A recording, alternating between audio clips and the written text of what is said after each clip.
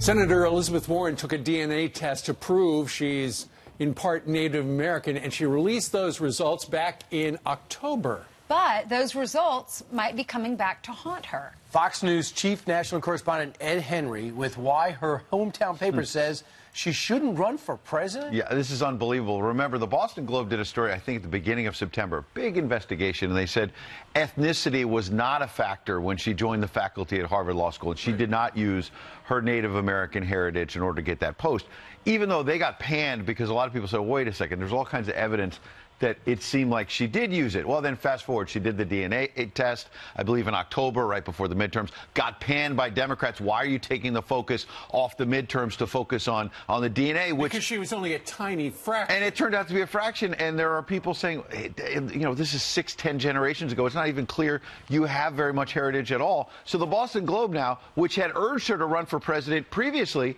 is flipping. Here's what they said. They say, while Warren is an effective and impactful senator with an important voice nationally, she has become a divisive figure. A unifying voice is what the country needs now after the polarizing politics of Donald Trump. So how ironic, because Donald Trump branded her as Pocahontas. She got upset about that, understandably so, tried to prove him wrong, and then it turns out the DNA test results blew up in her face. So she tried to play the president's game, blew up in her face. Now even her hometown paper, which wanted her to run, is saying, don't run. And in fact, according to the New York Times, she's thinking about perhaps apologizing. We'll keep you posted on that. So she's playing defense. I know it. Meanwhile, Bernie Sanders was on with Stephen Colbert last night and said this.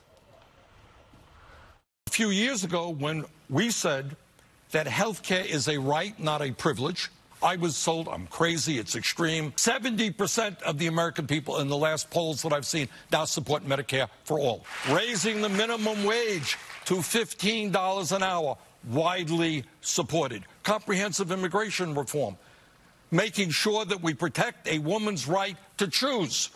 It sounds like he's running, doesn't it? It sounds like he's running, but you know what? He's also right about what he is saying. You could disagree about his policies, but when he says there, they called me crazy in 2016, I was there. I was covering him and Hillary Clinton, and he and Hillary Clinton were going at it, and Hillary Clinton and much of the media were laughing at him, saying, this guy's nuts. You can't pay for any of this stuff. He wants Medicare for all.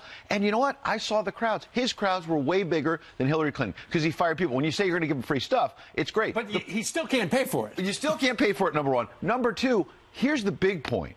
He was seen as crazy in 2016. Now, it's not crazy. It's the mainstream of the Democratic Party, Ocasio-Cortez and all the rest who are joining the new Congress. And all of the candidates, by the way, it was only one guy out on the left all by his lonesome.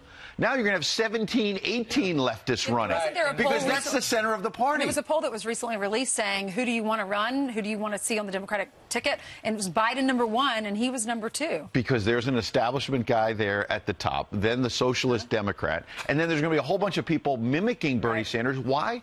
Because that's where the energy is of the Democratic Party. They don't want to admit it, but I think it's unlikely he'd win. Put it this way, they're younger. He's 74 years old, so they took his message and they came back with a, with a younger person. And remember what Donald Trump said in 2016. People laughed at him about this as well. That there are going to be some Bernie people, he said, who vote for me in the general election. I think he was right because there are some who were not necessarily socialists, but they were just anti-establishment. They didn't like Hillary Clinton, and they didn't vote for her in the general election. That may have helped him as well on the trade message and the pro-worker message. All right, Ed Henry with the Political Roundup. Sir, thank you very much. See you this weekend. All right. Yeah, 8 hours of Ed Henry. Well, we want you to come in. Will you call in? I'm sorry, I can't hear you. I can't really hear you from here. Straight ahead. And one Fox and Friends viewer got the surprise of a lifetime, a video call from Steve Doocy.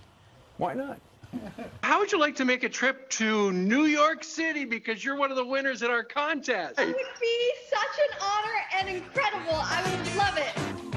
That lucky winner is here. She's making her happy recipe inspired by Steve Doocy. And she brought her mom. It was.